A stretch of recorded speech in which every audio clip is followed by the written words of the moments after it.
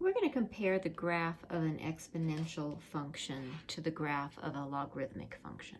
Right? So we have defined these as inverses of each other. Here, x is the exponent on the base that results in y.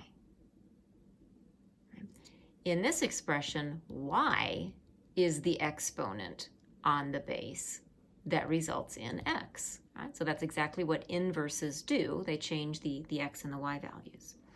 Also, we've worked with the exponentials before. If we have f of x is 2 to the x, we could just call that y equals 2 to the x. Our general practice is going to be to have an exponent of 0. So I put that in the middle of my table here. And 2 to the 0 is 1. 2 to the first is 2. 2 squared is 4. Using values less than 0, 2 to the negative 1 is a half. 2 to the negative 2 is 1/4. And we've done our work before to plot these. If we use negative 2 and up a fourth, negative 1 and up a half, over 0 up 1, over 1 up 2, over 2 up 4, we get that lovely exponential shape. And this has a horizontal asymptote, right? Because our base is positive. We, no matter what x we use, whatever power we use, the result, right, the y is always going to be positive. So as I look at my exponential, the x, remember, which is the domain, is any real number. Right? Our graph is going left and right forever. But the y, which is the range, the possible y values, have to be greater than 0. Okay. Now, when we graph a logarithmic function, so I have f of x log base 2x, or just y equals log base 2x, then the whole definition here is that the x's and the y's have changed places. Right? So instead of negative 2 1/4, I need to plot 1/4 negative 2, and so on down my list. So let's see what that looks like when we plot these points. A little bit of a scale here.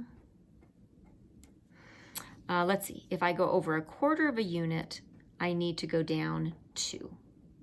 If I go over half a unit, I need to go down 1, 1 0, 2 1, and 4 2. Right. Now, this is our logarithmic curve that's happening. Where we had the fraction values, so over 1/4 and over a half, this is where we're approaching our asymptote. So on our log functions, one big difference, right, big characteristic, is that we have vertical asymptotes rather than horizontal asymptotes. Remember, inverses are reflections about the y equals x line. So imagine taking this and folding it. If you take it and fold it, all right, fold it over this way, then this is exactly the shape that we're going to get. Now, because of the switch that we've made here, our x, which is our domain, right? So if we switch our x's and our y's, that means our x values are going to be 0 to infinity. And we can see that on our graph, right? All of our x's are greater than 0. And our y values, which will be our range values, y, well, let's see. This graph is going down forever. It's going up forever. Negative infinity to infinity. Okay. So we have a change here.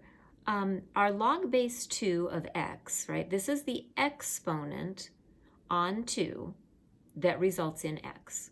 Right? Well, if our base is 2, any power we raise that to will be positive, right?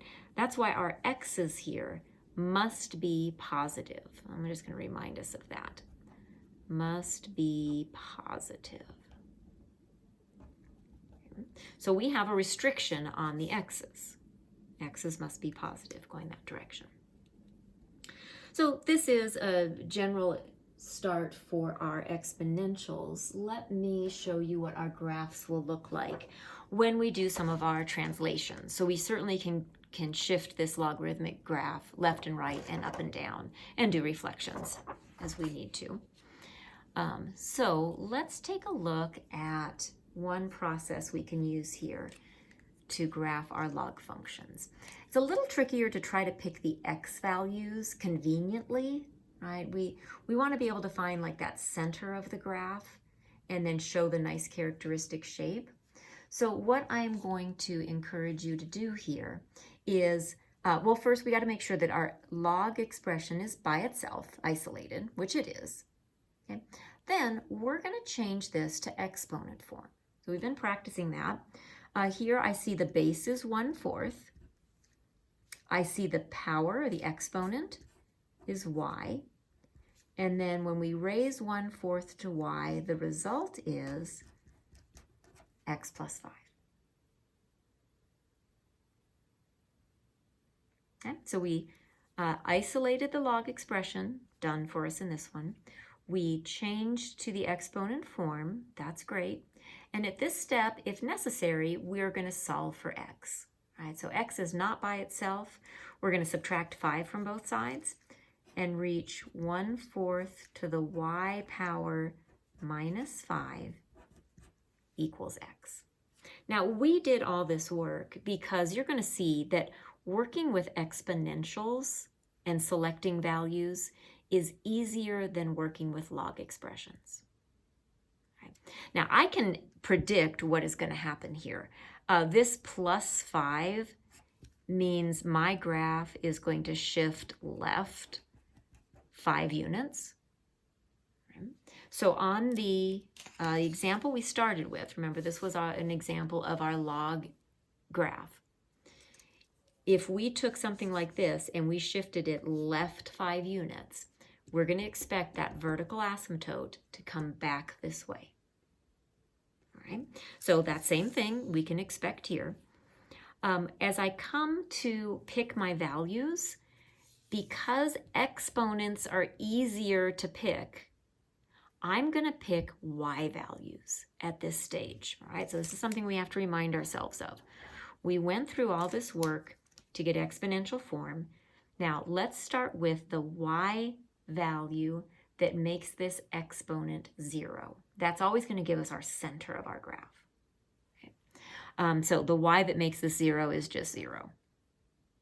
Okay. And then you're going to plug in. You grab your calculator as you need to. We can practice editing in our calculator as we go along. So if I let y be 0, then I have to evaluate this. This is 1 minus 5 equals x, so x is -4. We're going to pick some y values larger. So 1/4 to the 1 and then subtract 5. That's 1/4 minus 5. Grab your calculator. That's going to be -4.75. We're going to try 2. We have 1/4 raised to the second power and then subtract 5. That's 1/16 minus 5. In fraction form, that's -4 and 15/16. I believe that's about -4.9. Grab your calculator to evaluate that. Okay. Now we're going to pick some y values that are smaller. So let's use a -1. 1/4 raised to the -1 and subtract 5. All right, well, the negative exponent means we're going to have the reciprocal of this. So this is 4 minus 5. That's -1. When y is -1, x is also -1. Okay. Let's try -2. When y is -2, right, and I'm using this again, this is what I'm working with. When y is -2, then I have 1/4 to the -2 minus 5 equals x. The negative says we flip this and square it. So that's 16 minus 5 equals x. 11 equals x. So we have an idea that our vertical asymptote should have shifted 5 units to the left. And let's see if we can get that nice logarithmic curve with these points. So we're going to plot, let's just call this 11, -2. 11, -2. we are going to plot -1, -1. We are going to plot -4, 0. We need to plot -4.75, right? So if this is -5, -4.75 is around here, 1. And we're going to plot -4.9 up 2 units. Where your fractions are is where your vertical asymptote is happening, right? We expected that to shift left 5 units, and there we see it. Now, the reason that this curve is going kind of the opposite direction as our other logarithmic one is because our base is 1/4. So that always gives us the opposite curve, right? If the base was 4, our curve would go up this way. Base 1/4, our curve comes down this way. Good. So there is an example with a horizontal shift.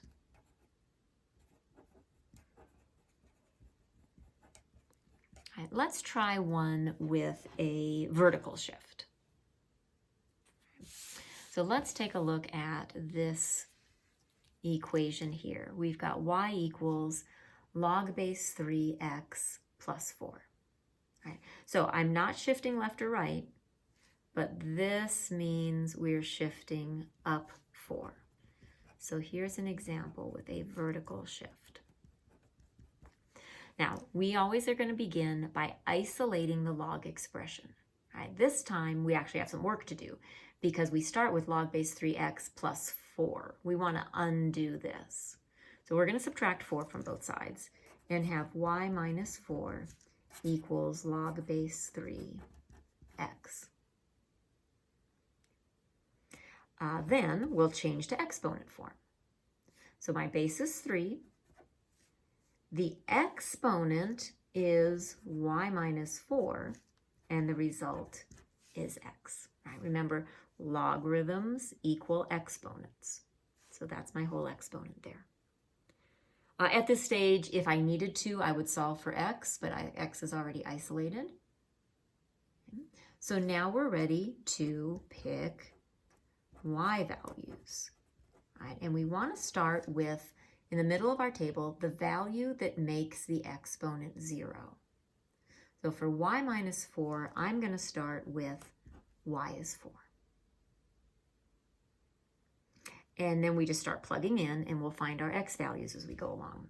So we'll have 3 raised to the 4 minus 4 equals x. Right? That's 3 to the 0 equals x. All right, got our x value. Pick some y values greater. So let's do 3 raised to the 5 minus 4 equals x. That's 3 to the first. Okay. Let's have 3 raised to the 6 minus 4 equals x.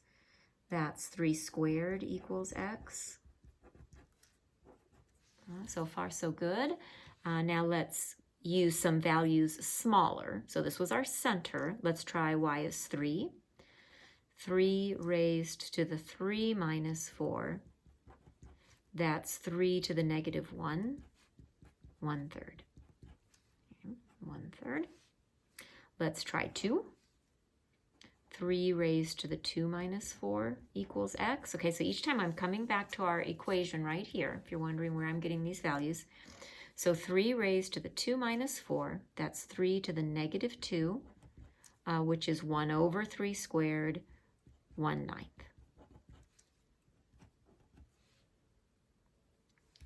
And so let's see what this graph is going to look like. Give us a nice coordinate system to work on here. Okay. So when our x value is a 1/9, we need to go up 2 units. Let's see, and x's have to go as high as 9. Let's see if I can get this grid here. 1, 2, 3, 4, 5, 6, 7, 8, 9. We'll call that about there. So if I go over a 1/9, I need to go up 2. If I go over a 1/3, I need to go up 3. Over 1, up 4. Over 3, up 5. over 9 up 6 units. All right, so this is our 9 comma 6 here. Where those fraction values are is where the asymptote is. So there's our vertical asymptote, and here's our curve. Okay, this was our center, right? Over 1 up 4. So this is what we're going to be considering the center of our graph. Just like we did with our exponentials, if I didn't see my equation, I would still call that the center because it's 1 unit from the asymptote. Right? So that's how we can see that this center shifted up 4 units. We did not have a side-to-side horizontal shift, so our vertical asymptote is still right here. But that's where we can see that vertical shift.